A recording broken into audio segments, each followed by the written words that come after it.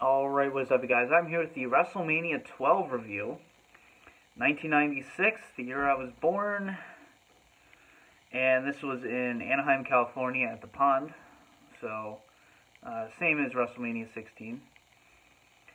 And this is also one of those kind of one-match shows where people only really remember it for one or two matches.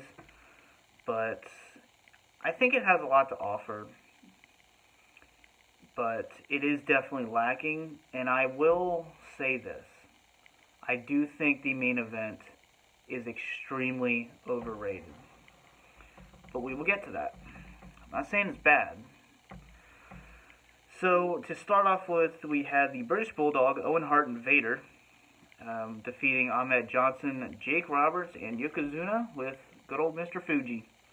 I'm a huge Yokozuna fan, personally. And this was, obviously, six-man tag match. It's a decent way to start out WrestleMania. Like, it's a good match. It's 13 minutes. I think it's a strong opener.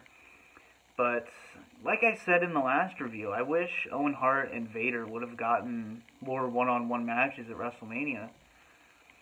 To me, it's just kind of a waste to have these three guys, again, British Bulldog, Owen Hart, and Vader, just tagging together. I would love to see some fleshed out rivalries and stories. I think Vader really never got his time in WWF. So that's a shame.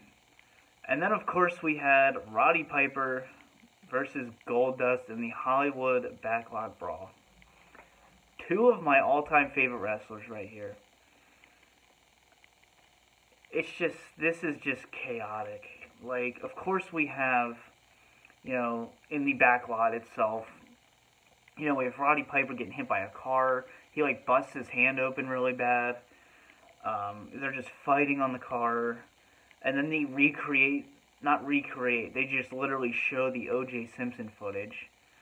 Which, that's just genius to me. That's hilarious. And then we have, you know, obviously later on them spilling out into the ring. And it turns out Goldust is wearing lingerie. Roddy Piper kisses him. This is just so bad that it's good. Like, this is so enjoyable. And a little fun fact, this was supposed to be Scott Hall instead of Roddy Piper. But he didn't want to do it. So, yeah, guess what? No Scott Hall on this pay-per-view then. So, next up we had Stone Cold versus Savio Vega in the singles match.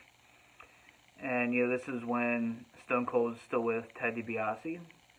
And this was really him evolving into the Stone Cold character. Obviously, you know, we're not here with, you know, it's not Austin 316 like we know.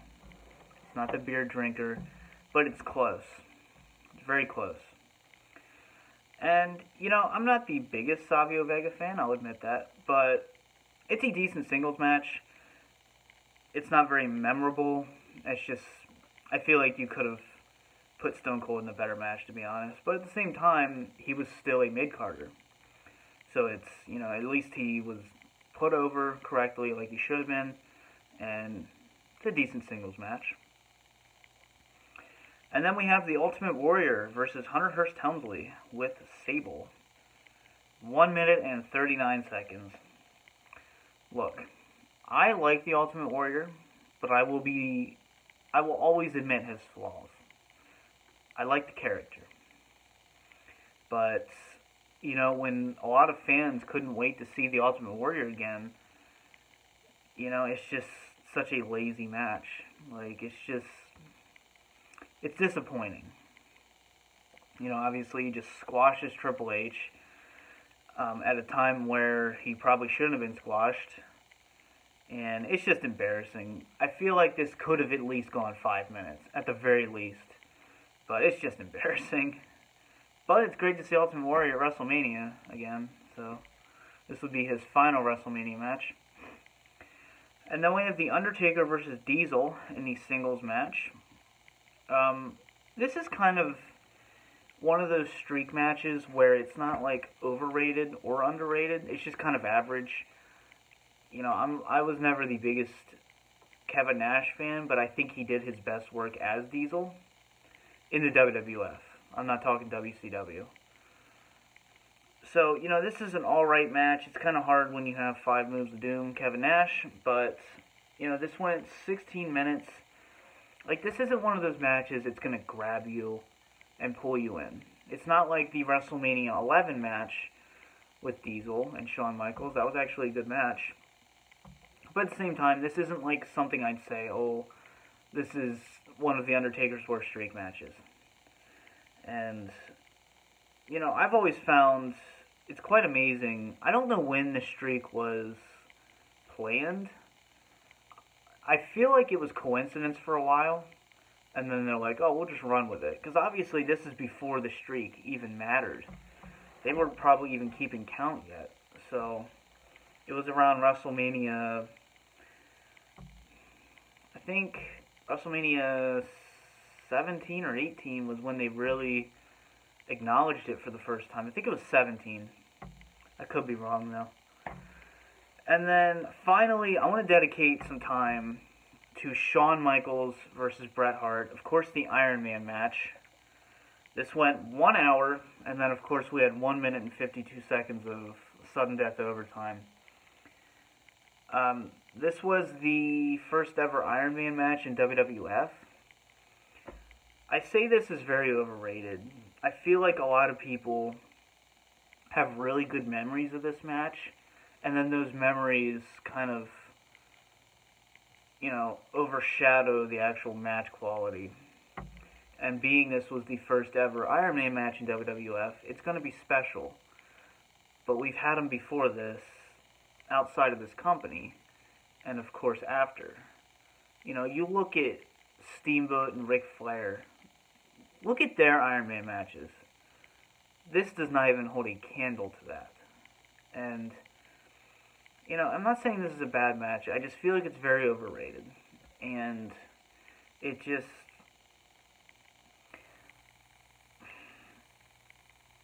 I don't know. It's just... I kind of have... Like, at the same time, I enjoy this match, but a lot of it is just filler. A lot of it's rest holds. A lot of it's sitting outside the ring.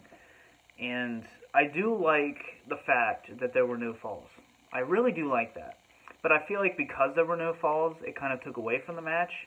Because when you have no falls, it tells a better story than when you do have falls. But it makes for a slower match. Whereas you have Brock Lesnar and Kurt Angle on SmackDown, fall after fall after fall, it makes for more entertainment. And it almost makes it more suspenseful. Whereas this, you have to go into overtime. I like that they did that, but I feel like for the first one, they should not have done that. I feel like for the first one, you should have had a lot of falls, and then do this later on, because it'll mean more later on. Because a lot of these fans didn't even know what an Iron Man match was, so it really didn't mean as much when there were no falls. If that makes sense, hopefully you're all following my thought here, but...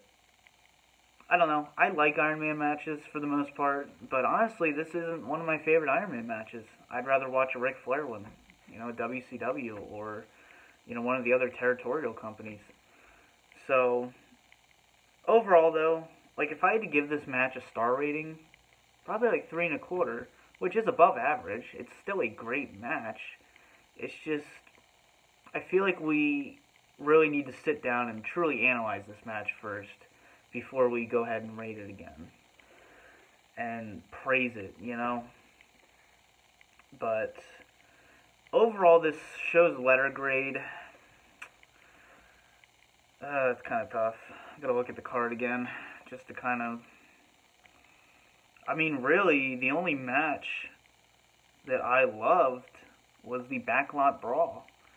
And that was not even a match. I'm going to give this WrestleMania, I'm going to give it a C. You did have a very strong main event, but the rest seems like a lot of filler. Diesel and Undertaker was good. It's cool to see the rise of the Stone Cold. I don't know what I'm talking about. See the rise of Stone Cold.